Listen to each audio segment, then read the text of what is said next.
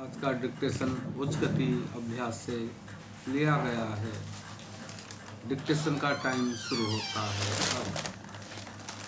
अध्यक्ष महोदय, जिस भावना से मैंने यह बिल पेश किया है उसको विरोधी पक्ष के लगभग सभी सदस्यों ने एक मत से महसूस किया है कि देश में बेकारी की जो समस्या है वह एक भयंकर समस्या है और उसके कारण हमारे देश का विकास, चाहे वह सामाजिक हो, आर्थिक हो या सांस्कृतिक, रुका हुआ है। और ऐसी स्थिति में हम आगे बढ़ नहीं सकते हैं। इसी प्रकार से इस परिस्थिति का निर्माण हम पिछले 54 वर्षों से देख रहे हैं। मंत्री महोदय ने यहाँ पर अभी कहा कि राष्ट्रपति इस काम को नहीं कर सकते हैं क्योंकि वह उनके अधिकार के बाहर है। आप राज्यों में राज्यपाल शासन स्थापित करते हैं जब यह देखते हैं कि किसी राज्य में वहाँ की व्यवस्था, वहाँ का विकास ठीक नहीं हो रहा है।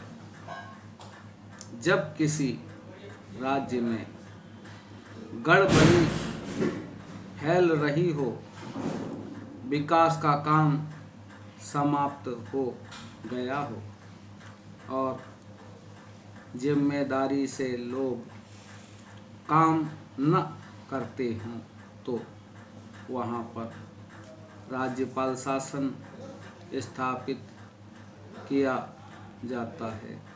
ऐसे बहुत से उदाहरण हमारे देश में मौजूद हैं।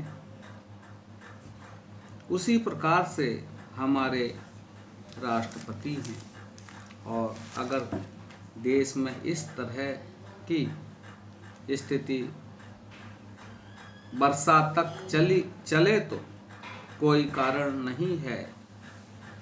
आपात के रूप में राष्ट्रपति इस देश की सुरक्षा के लिए, इस देश की उन्नति के लिए जिम्मेदारी अपने हाथ में न ले सके।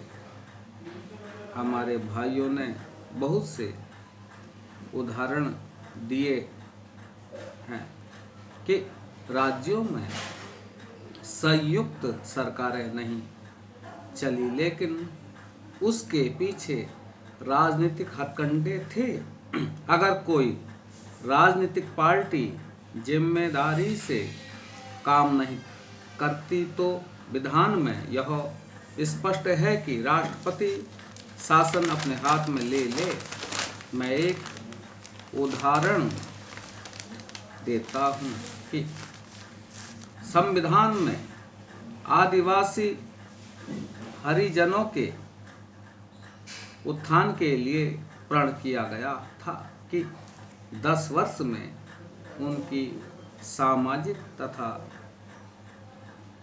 आर्थिक स्थिति को सुधार देंगे। लेकिन यह सरकार उसमें भी असफल रही। उसको एक बार 10 वर्ष के लिए बढ़ाया गया और दोबारा फिर 10 वर्ष के लिए बढ़ाया गया। इसी तरह से उसको बढ़ाते जा रहे हैं, लेकिन उनकी आर्थिक और सामाजिक उन्नति आप नहीं कर पाए हैं। इस काम में सरकार बिल्कुल असफल हुई है।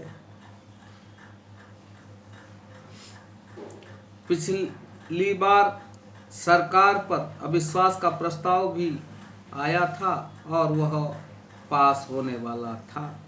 इसलिए मेरा कहना है कि हमारे देश में यह जो बेकारी की समस्या है वह एक बहुत भयंकर समस्या है।